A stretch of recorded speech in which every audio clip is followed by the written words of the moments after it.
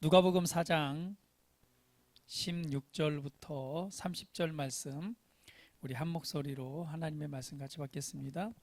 예수께서 그 자라신 곳 나사렛에 이르사 안식일에 늘 하시던 대로 회당에 들어가사 성경을 읽으려고 서심해 선지자 이사야의 글을 들이거늘 책을 펴서 이렇게 기록된 데를 찾으시니 곧 주의 성령이 내게 임하셨으니 이는 가난한 자에게 복음을 전하게 하시려고 내게 기름을 부으시고 나를 보내사 포로된 자에게 자유를 눈먼 자에게 다시 보게 함을 전파하며 눌린 자를 자유롭게 하고 주의 은혜를 전파하게 하려 하심이라 하였더라.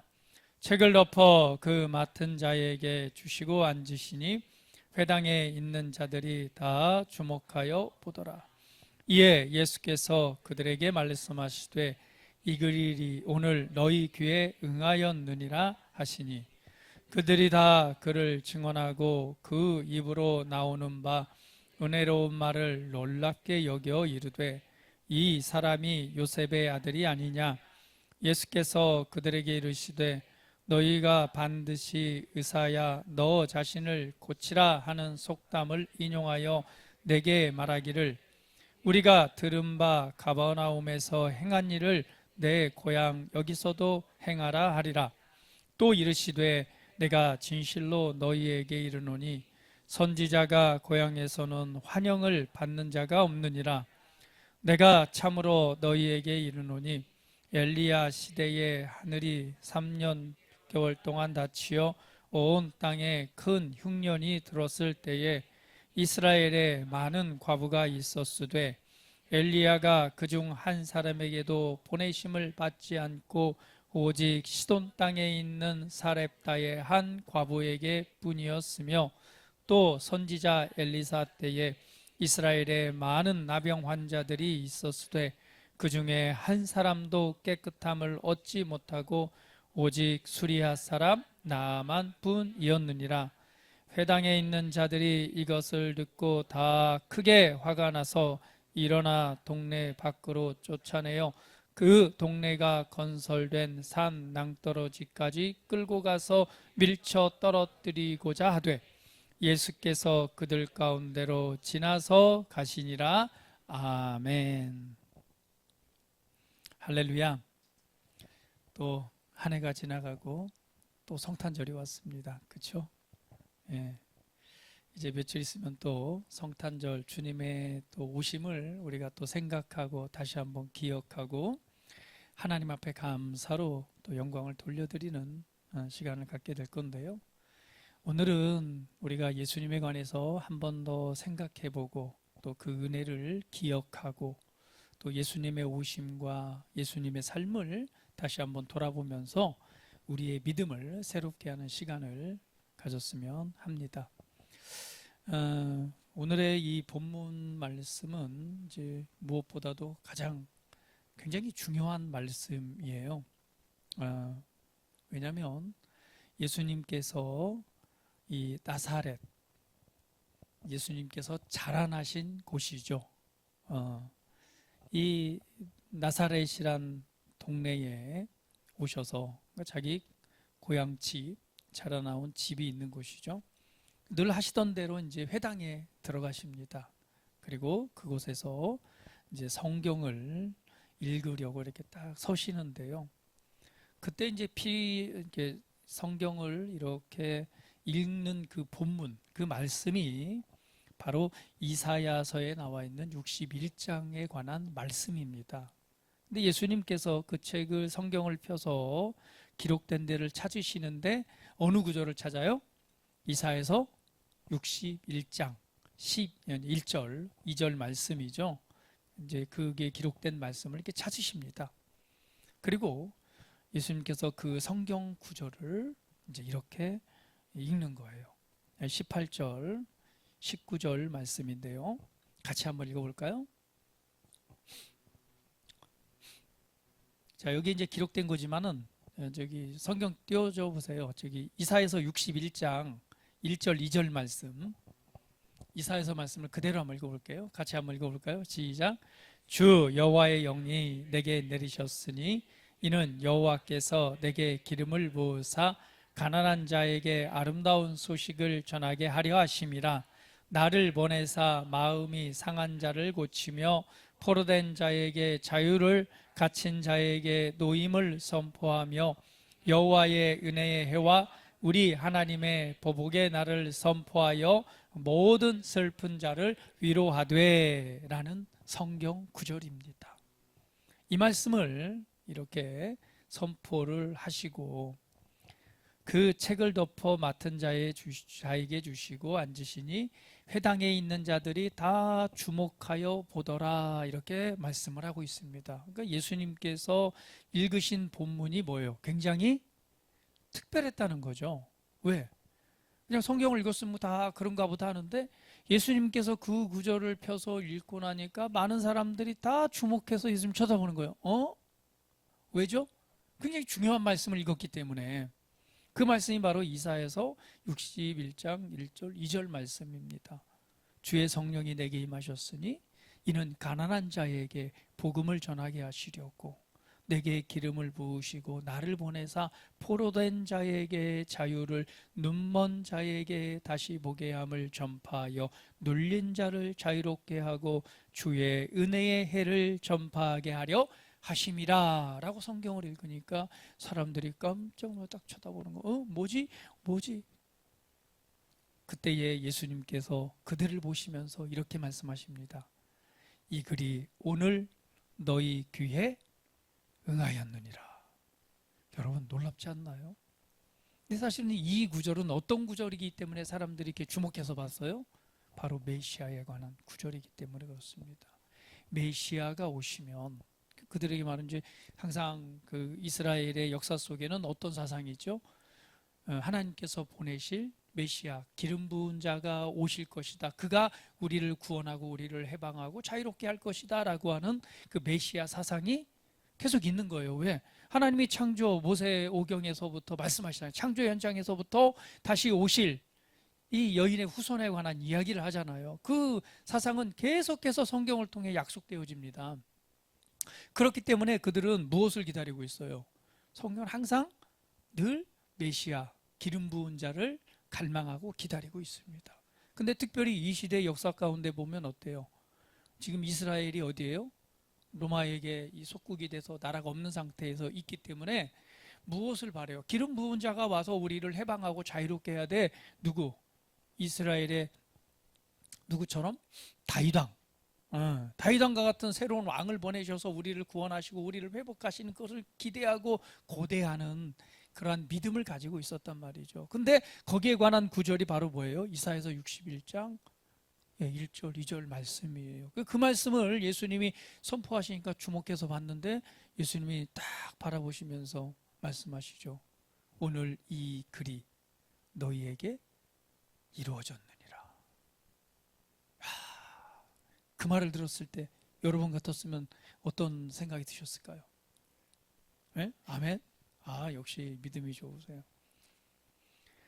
그 말을 들었을 때 사람들이 그걸 주목해서 듣고 이 글이 너희 귀에 응하였느니라 라고 말씀하실 때 아마 정말 그 예수님에 관해서 조금 생각하고 알았던 사람이라면 아마 가슴 깊이 그 말씀을 받았을 거예요. 그런데 그들의 반응은 그렇지 않았습니다. 2절에 보니까 그들이 다 그를 증언하고 그 입으로 나오는 바 은혜로운 말을 놀랍게 여겨 이르되 이 사람이 요셉의 아들이 아니냐. 이게 어디라고 그랬어요? 예수님의 고향이라고 그랬죠. 그러니까 이들은 예수님을 봤어요, 안 봤어요? 인간적인 예수를. 마리아에게서 태어나서 요셉의 아들로 자라나서 그 다음에 직업이 뭐였죠? 목수. 거기에서 나무를 깎고 만들고 목수의 일을 하는 그 예수님을 봤단 말이에요. 그러니까 어렸을 때부터 그가 나사렛 사람의 요셉의 아들이라고 하니까 어때요? 여러분 생각해 보세요. 여러분도 여러분 잘 알잖아요, 서로에게. 우리 공집사님의 아들 명성이 알잖아요. 어릴 때부터 특별히 우리 장로님은 어린이집에서부터 어릴 때부터 기저귀도 갈아주고 막 케어를 많이 했잖아요, 그렇죠?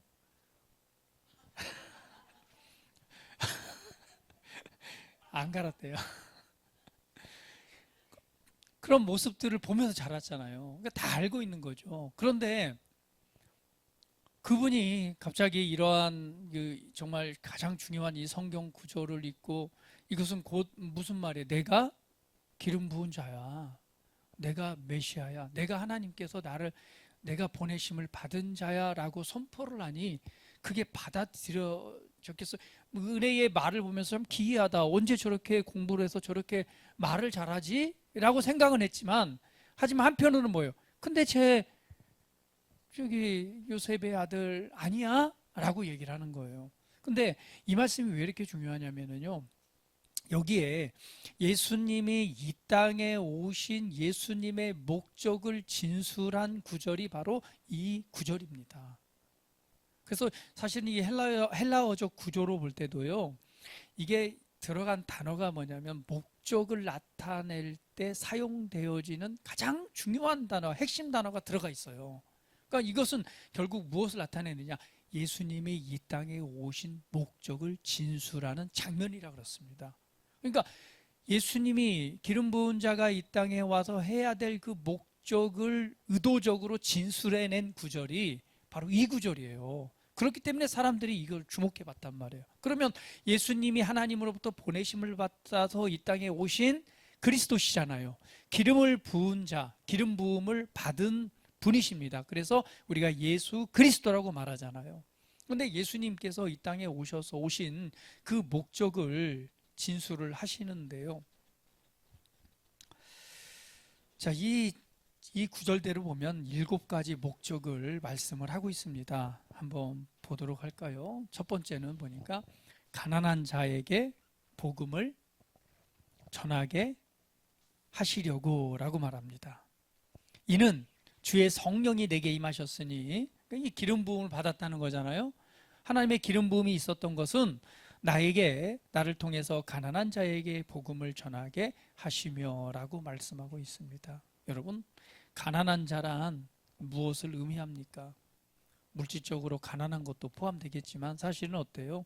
가난하다라고 하는 것은, 가난함이라고 하는 것은 뭐예요? 우리가 영적인 측면에서 보면은 하나님과의 단절, 영적으로 완전히 단절된 상태. 이스라엘로 보자면은 뭐예요? 우리 인류적으로 본다면 아담의 죄를 통해서 하나님의 생명으로부터 끊어져서 하나님과의 단절이 된 상태, 이게 가난함이죠. 또 개인적으로 볼 때는 어때요? 영적으로 빈곤한 것일 수도 있습니다. 그러니까 인생을 살아가면서 우리가 뭐 좋은 것, 어떤 사람들은 잘하고 성공해서 자기가 목표한 바를 이루고 돈도 많이 벌고 명예도 얻고 뭐 이런 걸 다 이룬 사람임에도 불구하고 뭐가 있어요? 그 안에 곤고함, 그죠? 영적인 갈급함, 가난함이 있음을 느끼는 사람이 있고, 그렇죠? 또 때로는 어때요?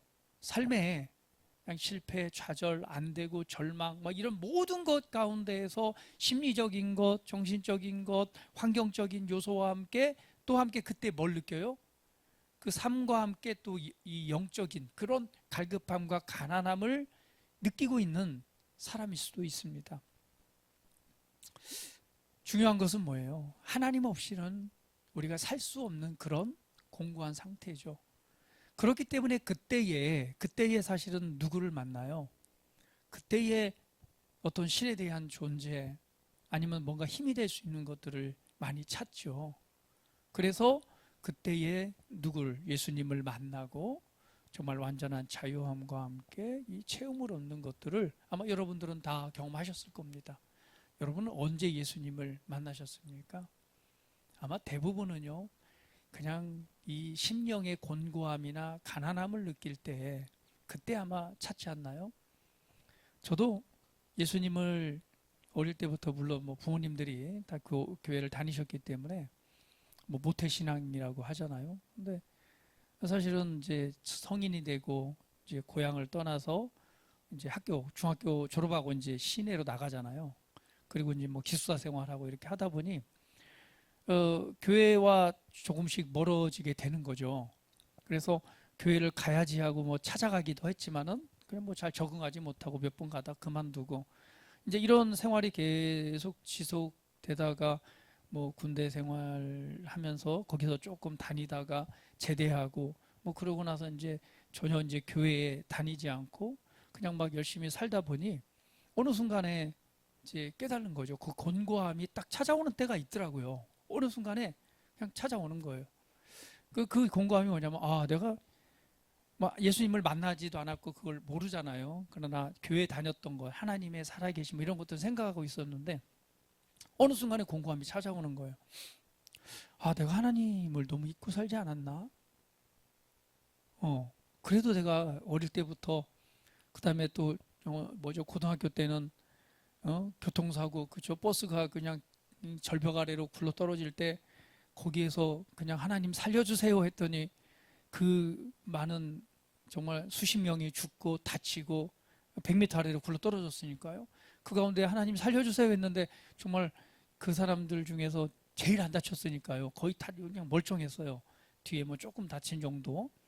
뭐 그냥 그 버스가 그렇게 100m 아래로 굴러서 다친 사람 치고는 너무나 멀쩡하게 그냥 이렇게 그런 은혜도 있고 모든 것이 은혜였는데 하나님을 너무 잊고 산다라고 하는 마음들이 어느 순간에 싹 밀려오는 거예요. 그때에 딱 생각나는 게 교회 가고 싶다. 교회 가야지 하고 스스로 찾아갔던 교회가 사실 우리 예전에 우리 함께 신앙생활했던 그 교회였습니다. 그러니까 그때 찾아갈 때가 바로 12월 24일 성탄절 이브날 청년들이 막 행사를 할 때 그때가 정말 기억이 그대로 선명하게 기억이 나요. 우리 장은정 집사님 오빠 장경철 형제 선극하는데 그 얼굴, 그다음에 우리 조미숙 사모님 몇 사람이 기억이 특징이 나요. 탁 했던 사람들 기억나죠? 선극했으니까.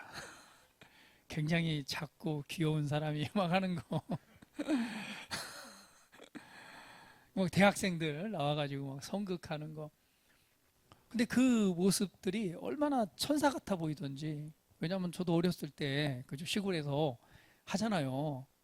그 성탄절 때 막 시키는데 찬양도 시키고 뭐 선극도 하고 막 그러는데 갑자기 생각나네요. 우리 형제가 삼형제인데 그 선생님이 성탄절 때 뭐 이렇게 이제 하나 시킨 거예요. 근데 지금도 생각해 보면 잘 이해가 안 돼요. 왜 그 노래를 시켰을까? 성탄절 이브날에 그 시킨 노래가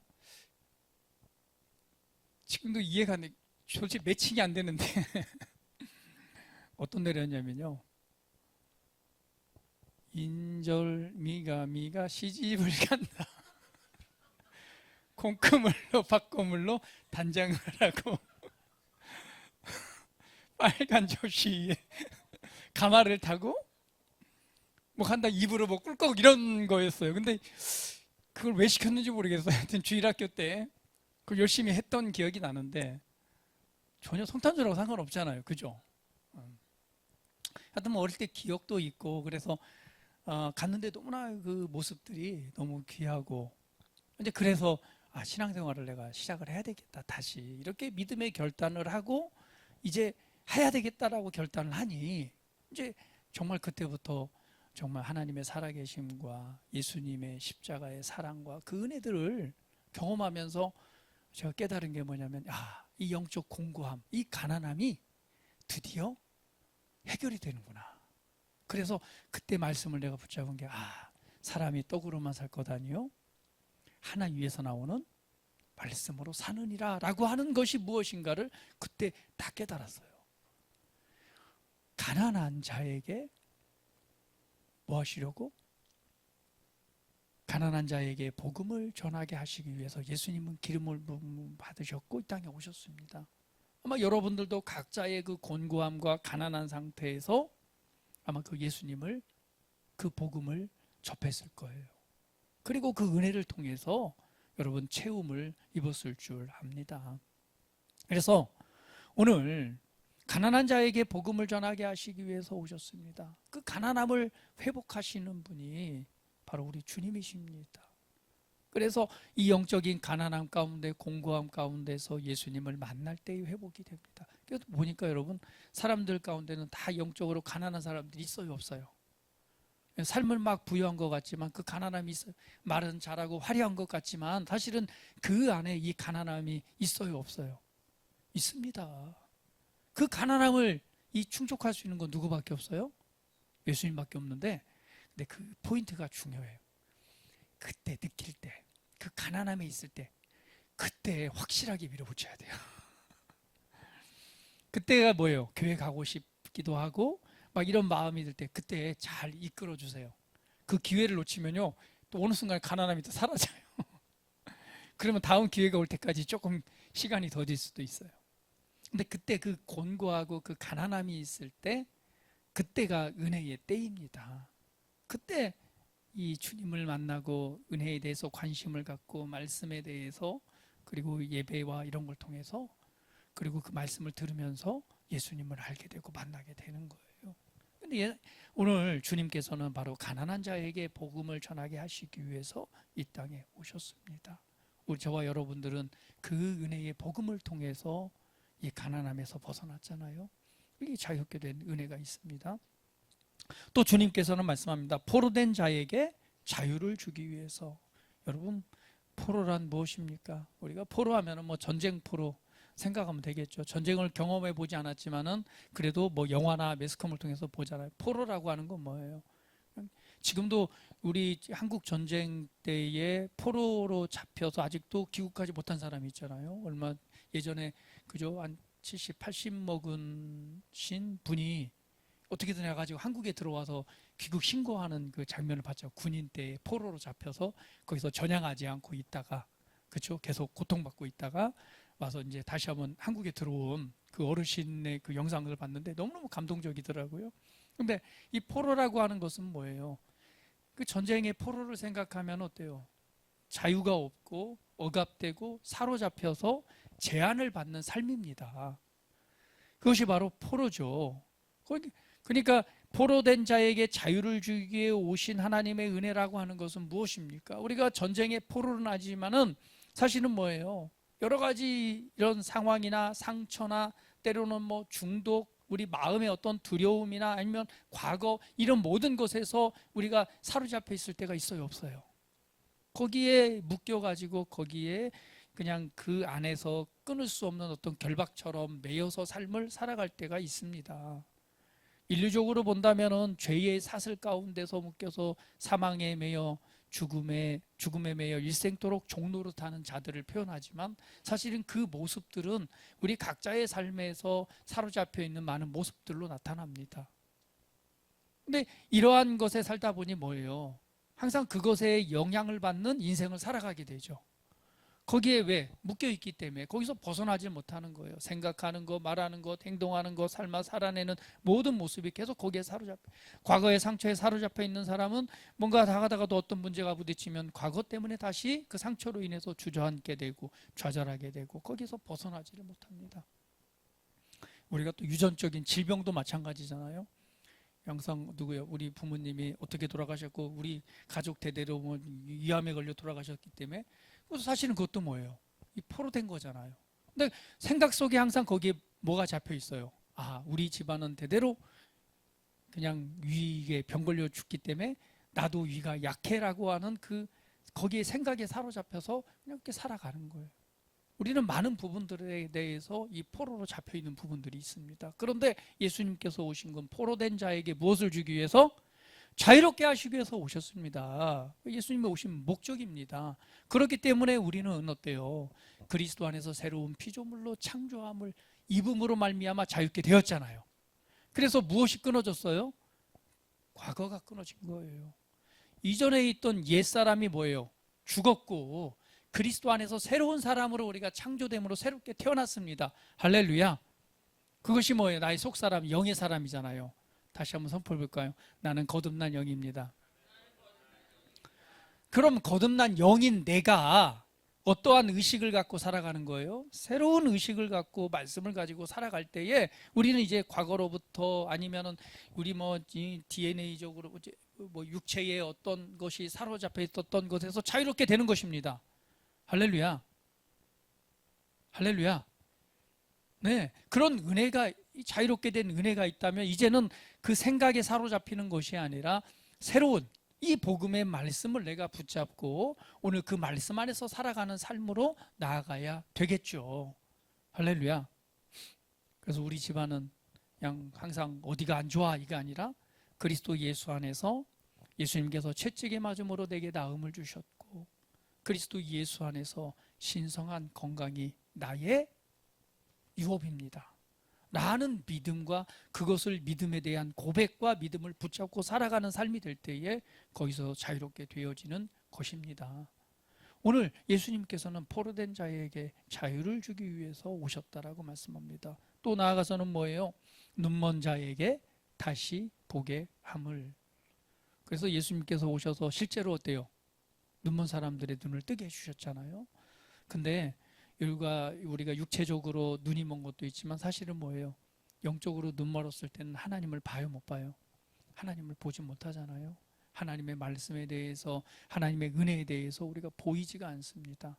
그런데 주님께서는 바로 이 눈먼 자의 시선을 회복하시는데 무엇을 보게 해요? 하나님의 나라와 그 영광을 보게 하고, 오늘 눈을 열어서 하나님의 뜻을 보게 하고 눈을 열어서 하나님의 말씀과 그분의 은혜를 보게 하는 것입니다. 그 일을 위해서 누가? 예수님이 오셨다라고 말씀합니다. 또 네 번째는 뭐예요? 눌린 자를 자유롭게 하며 라고 말합니다. 눌림이라고 하는 건 무엇입니까? 우리 옆 사람 보세요. 눌려 있는지 아니면은 자유롭게 있는지 한번 보세요.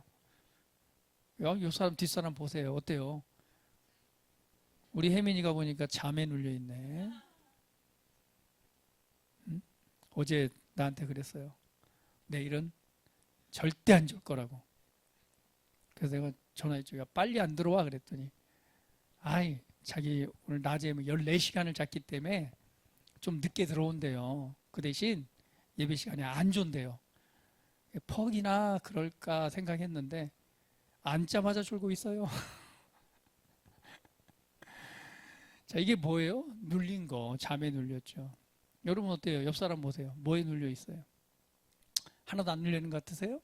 눌림이라고 하는 것은 무엇입니까? 뭔가 억누르는 거잖아요. 그 말 그대로 억눌려 있는 거예요. 어떤 마음에 무거운 것이 될 수도 있고, 때로는 뭐예요? 삶의 어떤 그런 무게가 될 수도 있고, 때로는 뭐 압박, 때로는 뭐 열등감부터 시작해서요. 이 살아가는 동안에 우리가 우리의 생각과 마음과 삶과 뭐 실제적으로는 정말 눈에 보이지 않지만 우리를 억누르는 어떠한 많은 요소들이 있잖아요. 때로는 뭐예요? 사단의 전략 중에 한 가지도 뭐예요? 우리의 마음과 생각을 빼앗기기 위해서 하는 첫 번째 전략이 뭐라고 그랬어요? 억누르는 거죠. 억눌림. 어둡게 만들고 억누르게 만들어서 하나님의 뜻을 분별하지 못하도록 하는 일. 그런 억눌린 자들에게 뭘 하기 위해서? 자유롭게 하기 위해서 오셨다라고 말씀합니다. 그래서 예수님께서는 이 땅에 오셔서 뭐예요? 어둠, 사단으로부터 사로잡혀 있는 모든 것들을 다 걷어내시고 우리의 이 존재 자체를 영화롭게 하시면서 너는 하나님의 자녀다 라고 선포하시고 말씀하시고 너는 존귀하다, 너는 거룩하다, 너는 귀하다. 우리에 관한 새로운 가치를 부여함으로 말미암아 억눌리고 사로잡힌 것에서 자유롭게 하셨습니다. 오늘 그 일을 위해서 예수님이 오셨다라고 말씀합니다. 더 나아가서는 말하길 주의 은혜를 선포하게 하려 하십니다. 은혜는 뭐예요? 희년을 의미하잖아요. 희년이라고 하는 것은 무엇입니까? 빛이 탕감되고 종이 자유를 얻고 잃어버린 기업이 회복되는 때죠. 그래서 희년 때는 모든 것이 회복되는 때를 희년이라고 말합니다. 할렐루야. 근데 이거 예수님께서 그 해를 선포하기 오셨다. 예수님 자체는 뭐예요? 희년을 선포하신 것입니다. 그러면 그걸 우리 삶으로 가져간다면 우리가 어떤 곳에 있었던 건 뭐예요? 자유롭게 되고 회복되어지는 은혜의 해 때에 우리가 뭐예요? 은혜의 해를 살고 있다는 사실입니다. 할렐루야. 우리 옆 사람 모시면서 자유케 되었습니다. 할렐루야. 회복되는 것, 이것이 복음의 은혜입니다. 그래서 우리는 회복돼야 되는 거예요. 자라나야 되는 거예요. 또 여섯 번째 보니까 이사야서 말씀에 보면 상한 마음을 치유하시고 상한 마음을 고치신다. 이사야서 61장에 나와 있는 말씀입니다. 그래서 예수님께서는 뭐예요? 상처난 마음, 무너진 마음, 정말 사람의 어떤 위로도 위로할 수 없는 깊은 그 내면의 상처나 아픔들을 뭐 하신다? 치유하시는 분이다. 그래서 예수님을 만날 때에 우리가 그런 마음들이 치유를 얻죠. 할렐루야. 더 나아가서는 7번째로 보니까 뭐예요? 이사야서 말씀에 보면은요, 슬픔 대신에 기쁨을, 또 근심 대신 찬송의 옷을 입히신다고 말씀하고 있습니다. 이사야서 61장 3절 말씀 같이 한번 읽어볼게요. 자, 시작. 무릇 시온에서 슬퍼하는 자에게는 화관을 주어 그 죄를 대신하여 기쁨의 기름으로 그 슬픔을 대신하며 찬송의 옷으로 그 근심을 대신하시고 그들의 의의 나무 곧 여호와께서 심으신 그 영광을 나타낼 자라 일컬음을 받게 하려 하심이라. 아멘. 할렐루야. 오늘 슬픔이 있는 자들에게 기쁨을 주고 또한 찬송과 애통이 소망이 되게 하시는 오늘 하나님의 은혜를 선포하시기 위해서, 그 일을 위해서 예수님이 이 땅에 오셨습니다. 이것은 무엇입니까? 다른 말로 표현하면 우리가 가지고 있는 각 사람의 인생의 분위기를 완전히 자유롭게 하고 완전히 바꾸는 일을 의미합니다.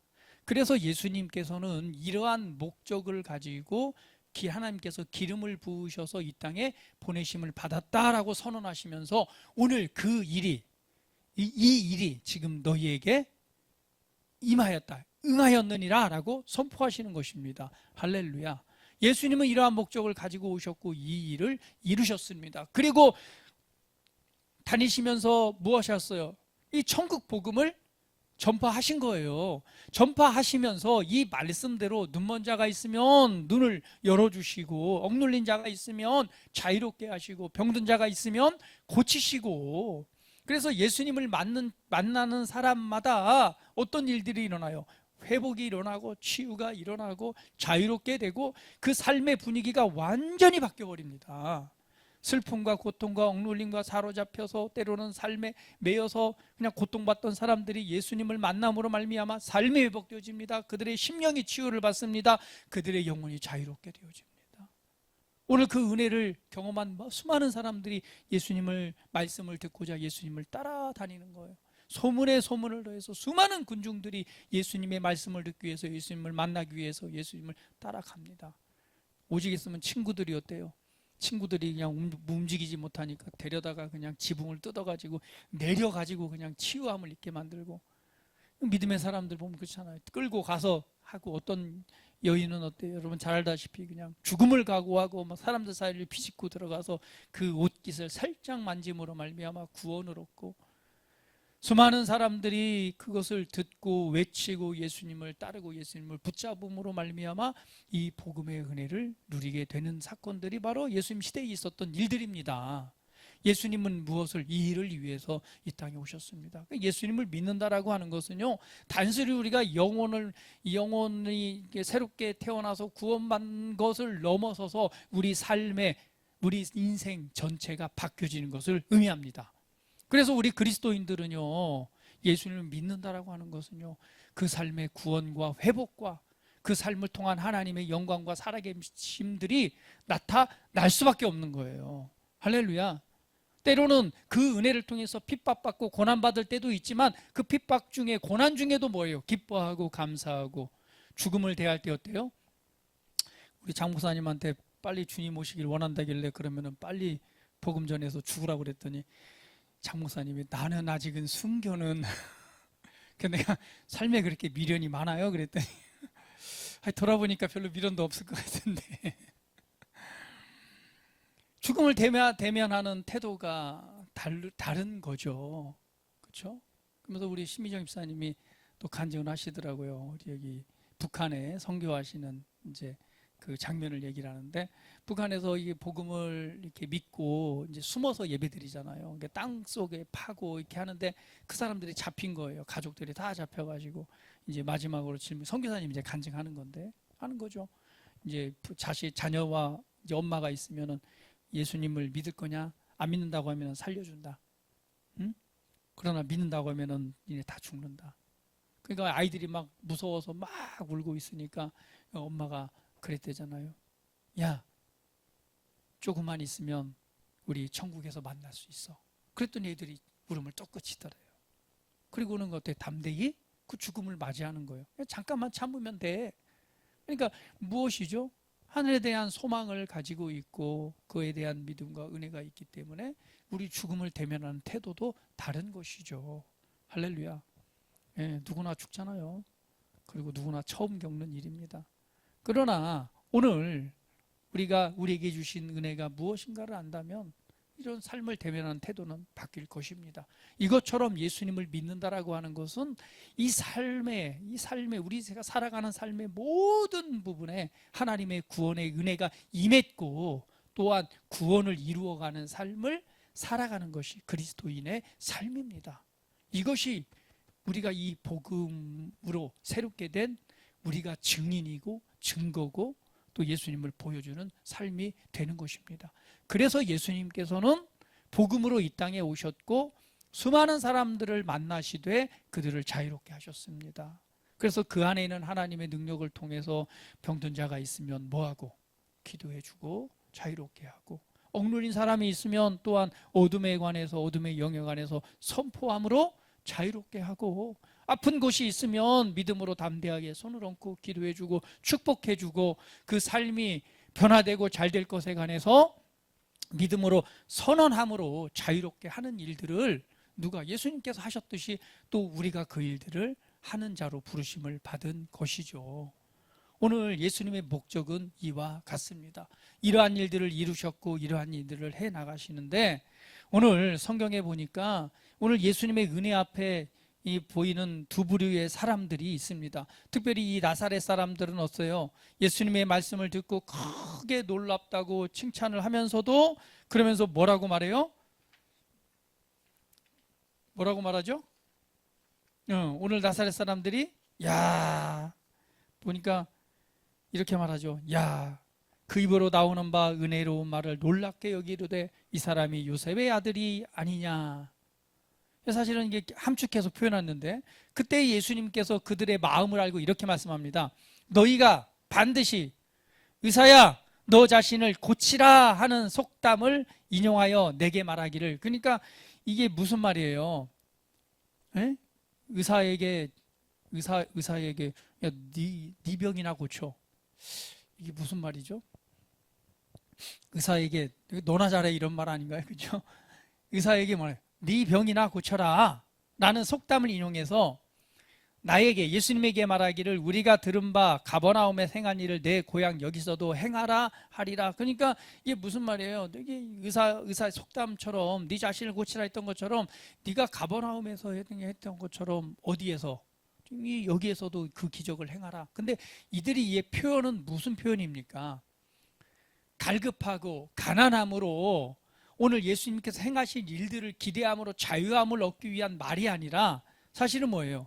시험하고 조롱하는, 믿지 않음에서 나오는 그들의 태도였죠.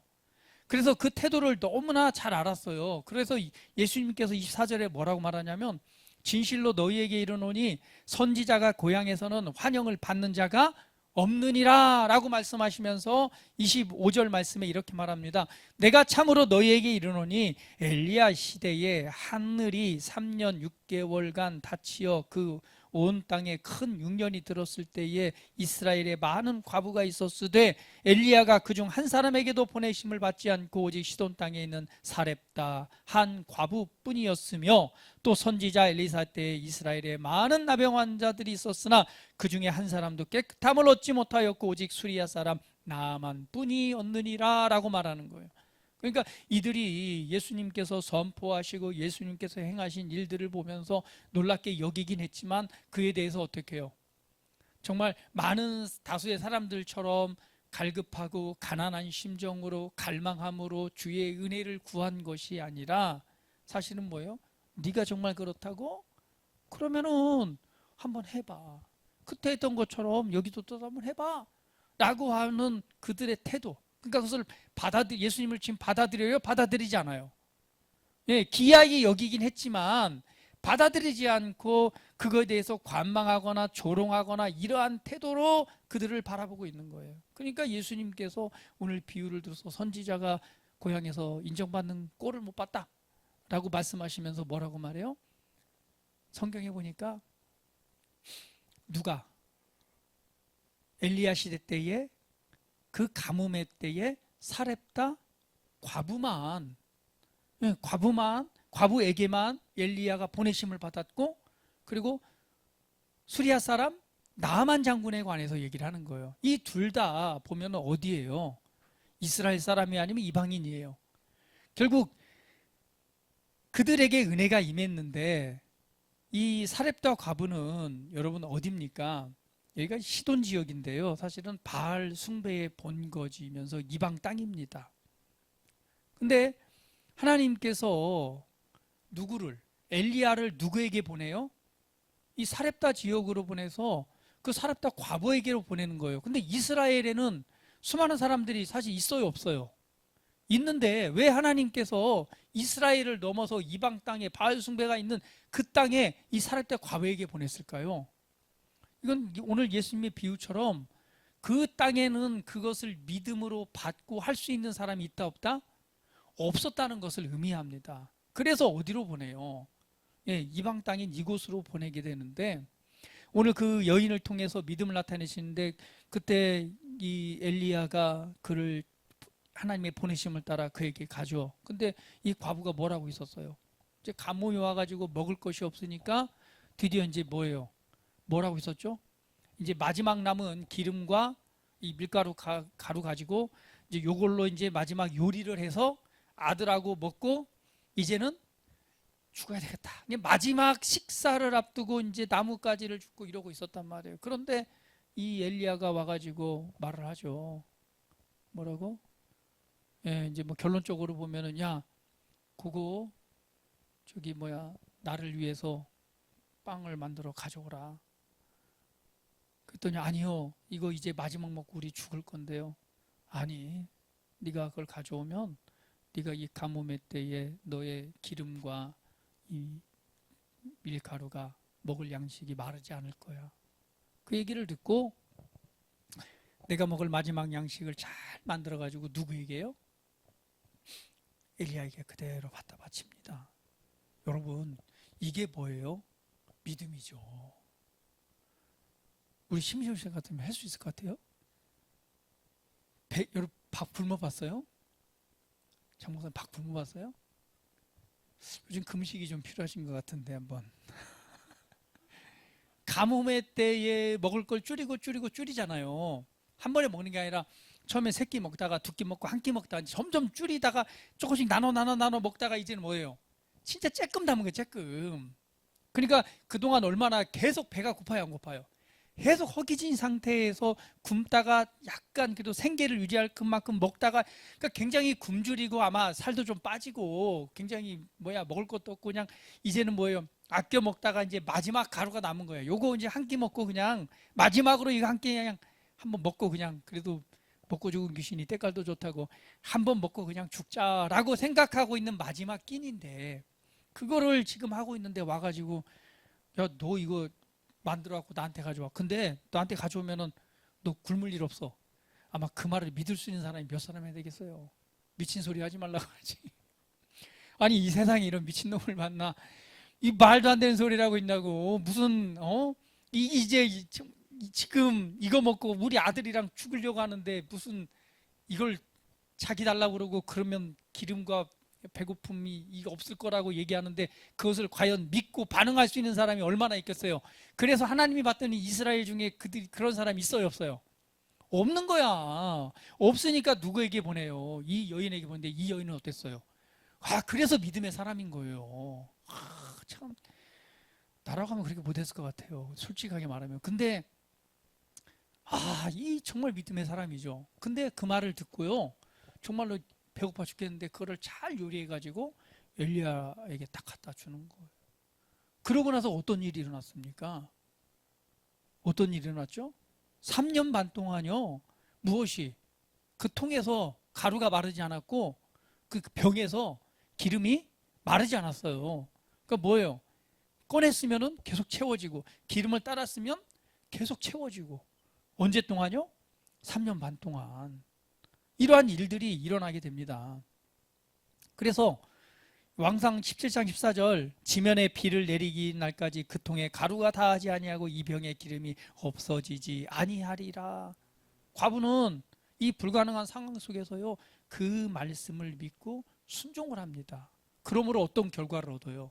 진짜로 이 비가 내리는 3년 반 동안에 어떤 일이 일어나요? 이 통의 가루와 기름이 마르지 않는 은혜를 경험합니다.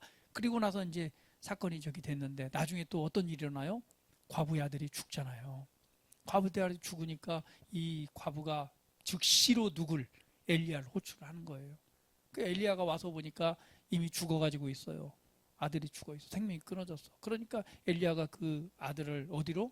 자기가 머물던 다락으로 올라가서 거기서 그 아이의 몸에 3번 엎드리면서 기도를 하잖아요. 하나님 앞에 부르짖어 기도하면서 뭐라고 외칩니까? 하나님, 이 아이의 혼을 돌아오게 하소서. 그러고 나서 이 아이가 훅 숨을 쉬면서 살아나게 됩니다. 할렐루야. 할렐루야. 얼마나 놀라운 일입니까? 그러고 나서 열왕기상 17장 24절 말씀 한번 같이 한번 읽어볼게요. 자, 시작. 여인이 엘리야에 이르되 내가 이제야 당신은 하나님의 사람이시요 당신의 입에 있는 여호와의 말씀이 진실한 줄 아노라 하니라. 아멘. 할렐루야. 믿음은요 믿었기 때문에 사실은 뭐예요? 이게 한 게 아니라 그 말씀을 순종함으로 했더니 뭐가 생겨요? 결과를 보게 되니 진짜 믿음을 갖게 되는 거예요. 때로는 우리가요 믿기 때문에 정말 믿음이 확 와서 믿음으로 행할 때도 있지만 그 말씀이기 때문에 지금 믿음이 오지 않지만 그 말씀을 내가 믿기로 선택했기 때문에 믿기 때문에 믿음으로 행동할 때가 있는 거예요. 근데 그때 어떤 일이 일어나요? 기적이 일어나는 것을 보게 되잖아요. 오늘 누가 이스라엘에 그런 사람이 없었기 때문에 바로 이 여자에게 보냄을 받지 않았냐라고 예수님이 설명하는 것입니다. 나아만 장군은 또 어때요? 나아만은요 수리아의 굉장한 장수였습니다. 측근이었고 굉장히 이제 뭐요 힘과 권력 있는 사람이에요. 근데 이 사람에게 연약한 게 있었어요. 모든 걸 가졌지만 어떤 연약함이 문둥병이라고 하는 거, 나병이라고 하는 게 있었습니다. 이걸 아무리 해도 낫지 않는 거예요. 그런데 이스라엘의 한 소녀가 사로잡혀 온 그 소녀가 얘기를 하는 거죠. 뭐라고? 저기 우리 살던 동네 가면 엘리사라고 있는데 그 사람한테 가면 낫는데요. 근데 사실은 이 말이 어때요? 누구를 통해서? 누가 뭐 고위층이 와가지고 우리의 저기 이스라엘의 이게 이 말도 들을까 말까 하는데 누가 조그만 소녀 하나가 애기 하나가 우리 저기 엘리사에 가면 여러분 이 말을 듣고 거기에 반응하기가 쉬워요? 쉽지 않아요. 그쵸? 뭐 아는 사람은 무시해 버립니다. 이 꼬맹이가 네가 뭘 안다고 그냥 내가 우리 이 나라에서 이렇게 장수고 다 해봤는데 무슨 뭐 니네 동네에 뭔 선한 것이 나겠다고 이 꼬맹이가 그것도 엘리사 만나면 낫는다고 하니까 그 말에 대해서 귀 기울이고 이걸 반응할 사람이 여기 있는 사람 보니까 딱 한 2사람만 반응할 것 같은데 그걸 반응하는 사람이 어디 있겠어요. 그런데 이 나아만은 그 소리를 듣고 그 소리를 듣고 소식을 전하잖아요. 그러니까 그래서 사실은 뭐 엘리야가 오기를 바랬어요. 초청해가지고 자기 취해주길 바랬는데 엘리야가 뭐라고 그래요? 와? 낳고 싶으면 와. 자, 그 말을 들었을 때 또 어땠을까요? 허허 이것 봐라 이 누군데 오라 가라 안 가! 그렇게 할 수도 있었는데 그죠? 근데 어때요? 그냥 다 짐을 꾸리고 있는데 갑니다. 갔는데 거기서 또 가관이에요. 갔으면 어때요? 나와가지고 환영을 하면서 오셨습니까? 이렇게 할 줄 알았는데 나와보지도 않고 뭐라고 말해요? 저기 강에 가갖고 씻어 7번. 그러니까 이 열이 받아야 안 받아요?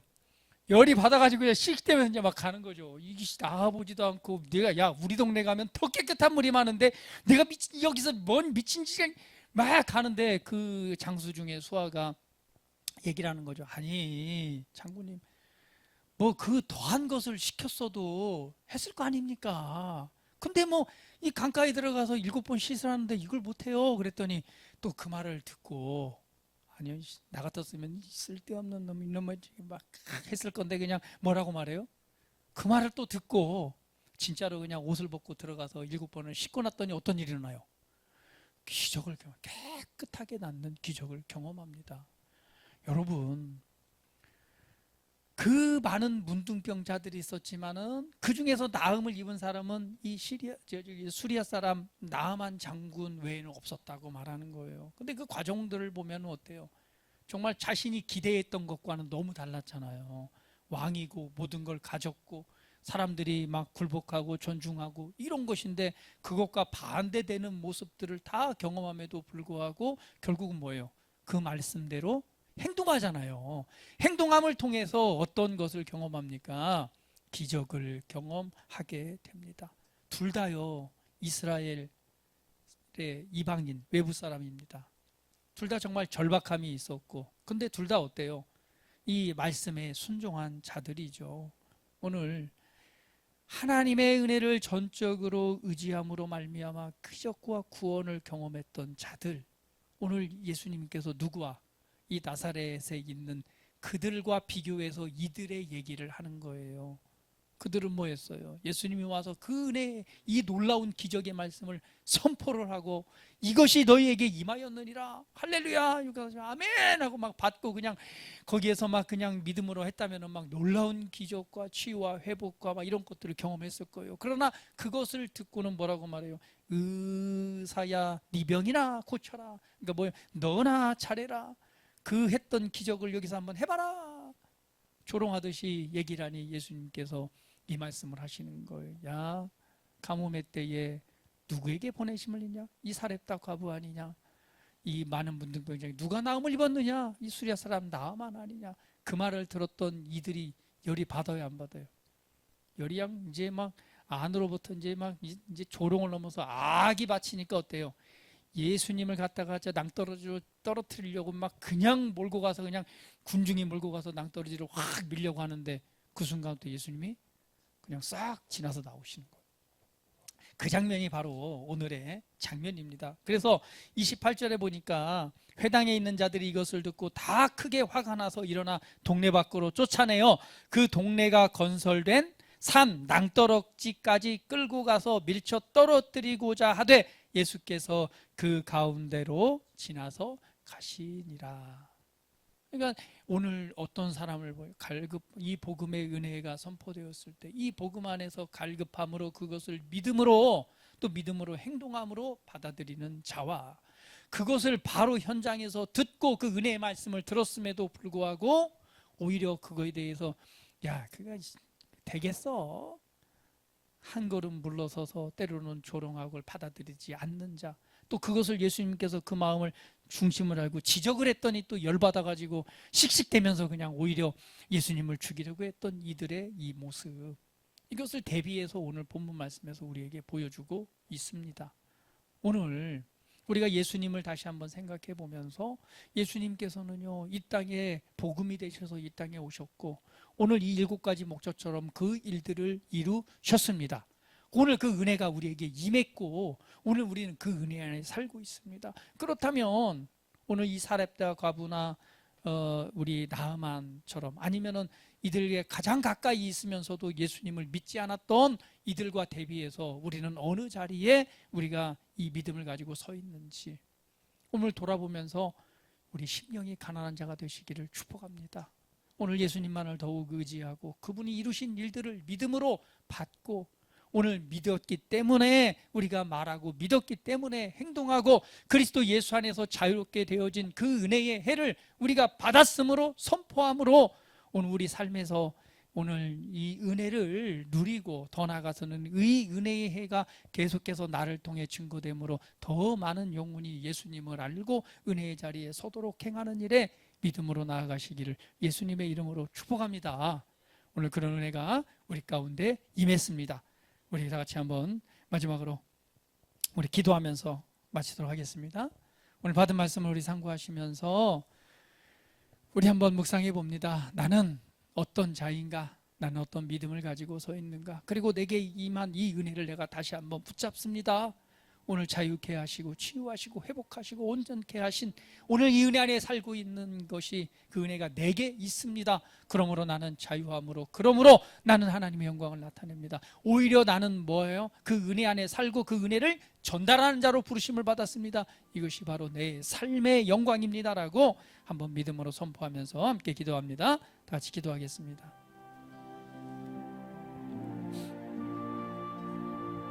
할렐루야. 살아계신 아버지 하나님 감사합니다.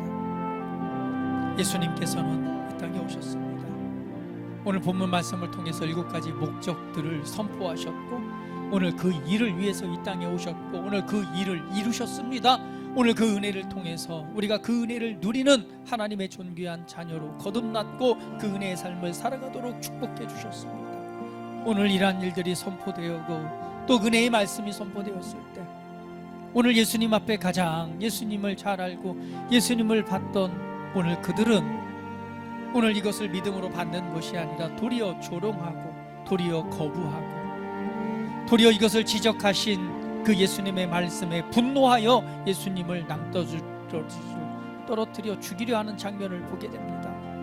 오늘 이 모습 속에서 우리의 모습은 어디에 있는지 이 시간 한번 돌아봅니다.